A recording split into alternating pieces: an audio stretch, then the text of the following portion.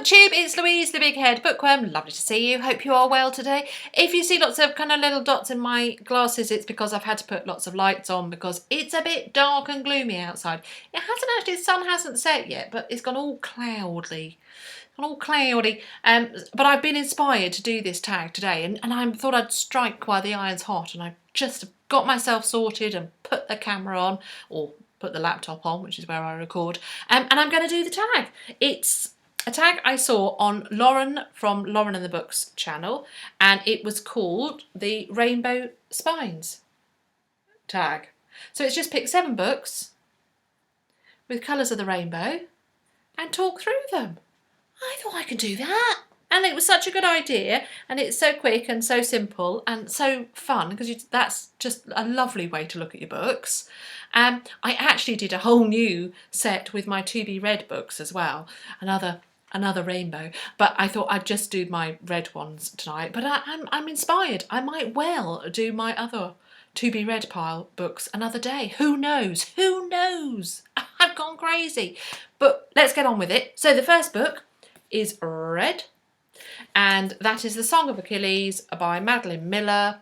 It's a reimagining of the story of Achilles as told in the Iliad, with a twist.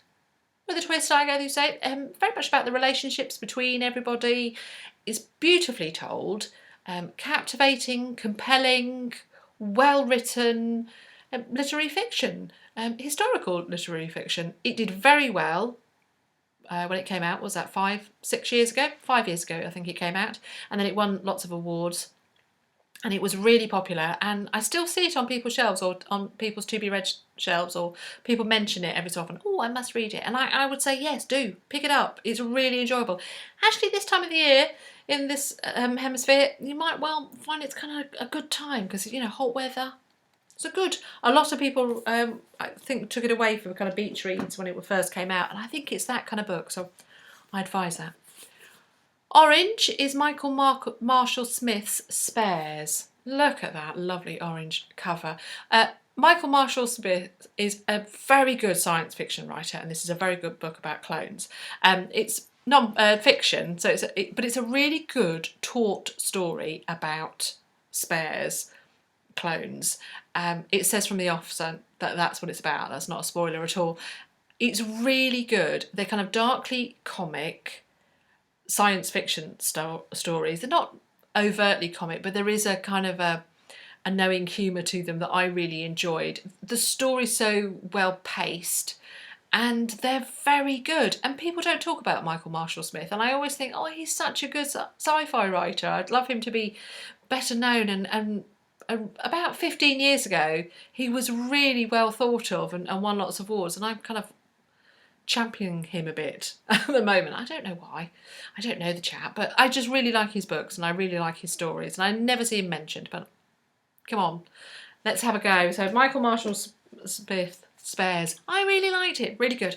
My yellow is The Bees by Lalaine Paul.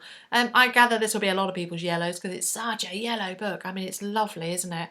I picked it up because I like bees. Literally, that's why I picked it up. And it was really big last year because it was getting lots of award nods. And I really enjoyed it. I thought it was a very good book. Just a mere imagining of what it's like in a hive. Good story. Is bizarrely captivating. I mean, bizarrely, you get involved in this kind of bees adventure, and there's threat and peril, and I thought it was great. I thought it was really great. So there we go. It's my yellow. My green is a romance book, and it is Jill Shalvish. Do you know, I struggle with that name. There's something about it. Head Over Heels. This is the third in her Lucky Harbour series, a series of 12 books, 12 romances. They come in 3 book arcs. So this is the third book, so it's the last book in the first arc, first set of stories. They're sexy romances, sexy funny romances, not overly funny, but they're kind of witty and really enjoyable. I absolutely love them. They're an easy read for when you just want a story to wash over you and you just want a romance to sink into. And there we go. Head Over Heels. That's my green. My blue is The Summer Book by Tove Jansson. Tove Jansson is better well known as the writer of the Moomin books, but she also did a lot of short stories. She did this novel, The Summer Book, which is semi-autobiographical about her family and how they used to spend their summers. We read it in a book club, how many years ago? About 15 years ago. And I didn't expect to. I chose it. It was one of my picks as well. I picked it kind of, well, am I going to like it? But very life affirming, perfect for summer. Perfect for summer. Slim, spare Scandinavian novel. It's told in short stories. It is more of interlinking short stories, I think. I know it says it's a novel, but I still think of it as interlinking short stories. And I'm not a huge short story writer, but I just thought it was wonderful. Really wonderful. And I recommend it. So that's The Summer Book by Tove Jansson. My pink, I thought I'd go for pink and then purple. So my pink is Nancy Mitford's The Pursuit of Love. Oh, that's shiny. But it's My Penguin edition of Nancy Mitford's The Pursuit of Love. 1940s comedy of manner, sharp, observant humour, arch, knowing. It's a coming of age novel about love and growing up, especially with kind of war. It's upper class, and it wouldn't normally draw me because I can find them too arch, but I saw it recommended that this is a good place to start with Nancy Mitford, and I started it and loved it. I was really surprised how much I enjoyed it. A slim little novel, but it packs an enormous punch, and I do recommend it an awful lot. And then my last book is my purple, and it's kind of faded, but it is more purpley. You can't really see. Oh, look at that shiny.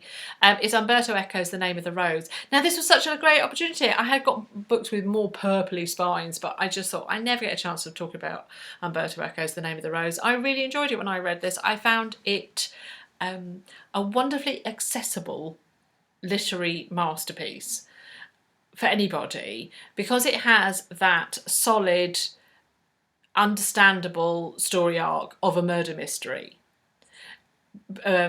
set in a monastery. Because it has that really kind of understandable, well, this is where the story's going to go, and it's so identifiable, and that's what's happening with the story, that you can kind of give yourself over to the philosophy that's discussed and to the religious aspects and the Byzantine twists and turns, because you know where the story's going. You know it follows that story arc, and it was so cleverly done. It's so I can't even tell you how good I found it. And again, 15-20 years ago I read this. I was quite captivated with it at the time.